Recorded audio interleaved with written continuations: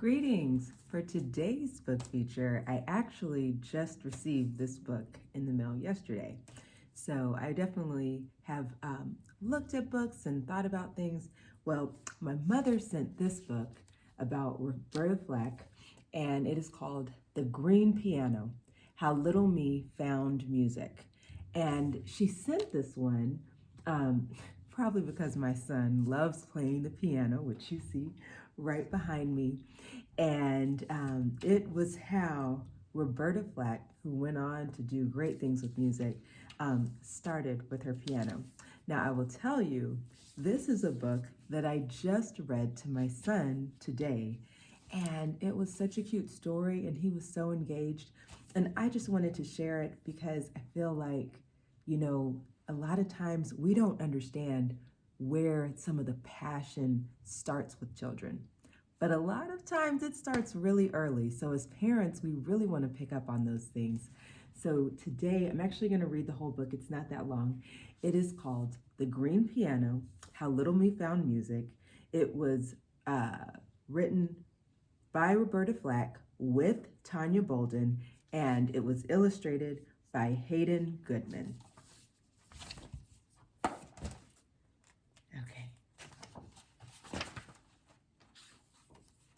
And she dedicates it to all the children of the world, big and small. Beautiful page. Little me in my Blue Ridge mountain town of Asheville, North Carolina, living on a street named Velvet, then on one named Circle. I didn't have fancy clothes, high-priced toys, or other richy rich things.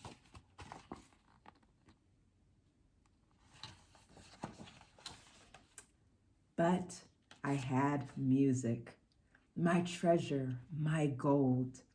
Daddy, his name was Laren, at one time a waiter, at one time a cook, and later a builder, had taught himself to play piano, harmonica too.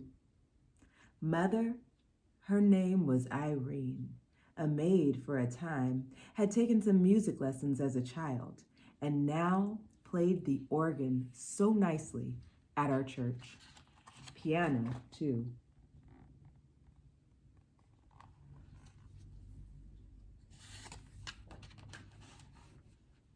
At age 3, maybe 4, there was me at the keys of that church piano. I'd use my elbows on the ebonies because my fingers were too short. Mother and Daddy were so tickled by that and so proud of me. I bet it is really challenging for a little person to play the piano if your fingers aren't that big. I imagined an entire congregation listening to me play hymns like Precious Lord, Take My Hand, and even songs I heard on the radio like A Tisket, a Tasket.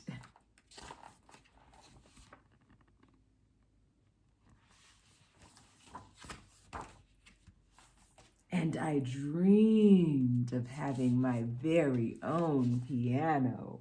Wow, that one is massive. Dreamed of my own piano when I tapped out tunes on tabletops, windowsills. Dreamed of that piano when with my slight voice I sailed into sing-alongs with Big Sister Nancy, with Little Sister Lorene. Twinkle, twinkle, little star was my favorite.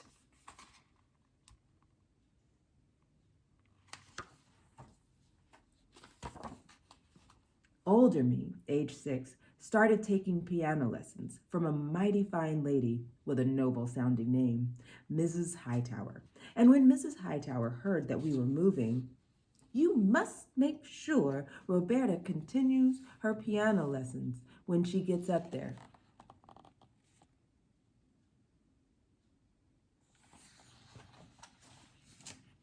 Up there was Virginia, in a place called Green Valley, in a home where mother, daddy, neighbors, friends made music together, offering up soul-soothing harmonica tunes, playing with the spoons, singing love right into our living room, with me still dreaming of my very own piano.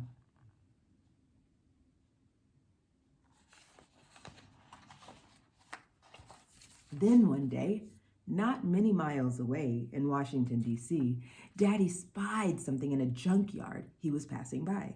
Something that brought a glistening to his eyes. Something he just knew would make 9-year-old me burst into 1,000 smiles. A piano! A small, upright piano. Old, ratty, beat-up, weather-torn, faded thing. Its ivories terribly stained, and it stank. But Daddy, he saw treasure, saw gold. Isn't that interesting how sometimes some people can find something amazing in a thing that someone else has thrown away? Back to the story.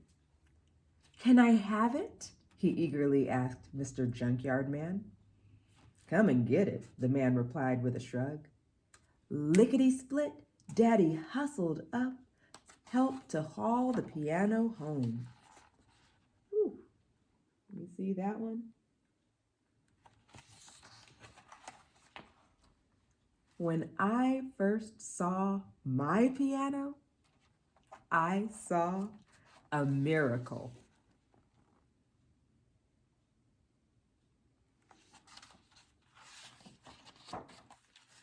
Daddy put his all into fixing up that old, ratty, beat-up, weather-torn, faded, stained, stinky thing. "When can I play it?" That was me as he cleaned it, with Mother lending a helping hand. "When can I play it?" That was me as he tuned it. "When can I play it?" That was me as Daddy painted that piano a grassy green. I couldn't wait for that paint to dry. And then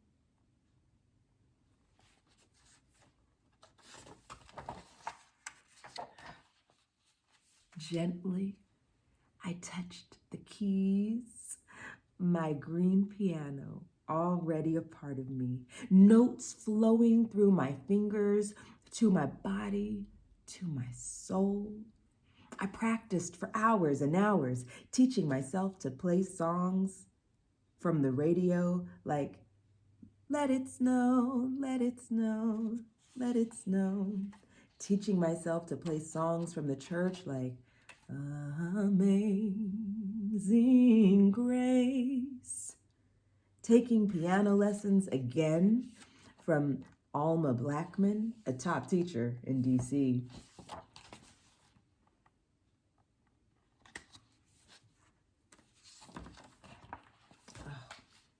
Soon, my fingers, longer, stronger, graceful, were gliding into songs like Beethoven's Moonlight Sonata, like Handel's Messiah.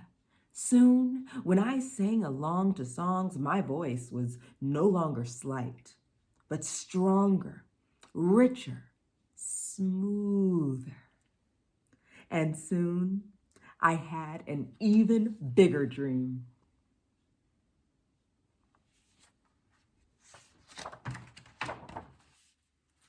Of a life all wrapped up in the majesty, the magic of music. My treasure, my gold. Grown-up me lived this dream year after year after year.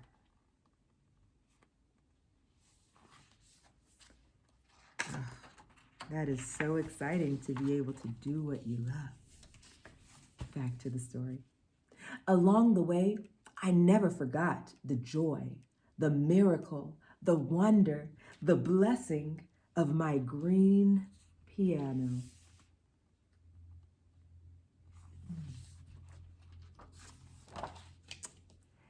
And at the end of this story, we have an author's note. We see her career highlights and acknowledgments. Oh, what a beautiful story to read of how a young girl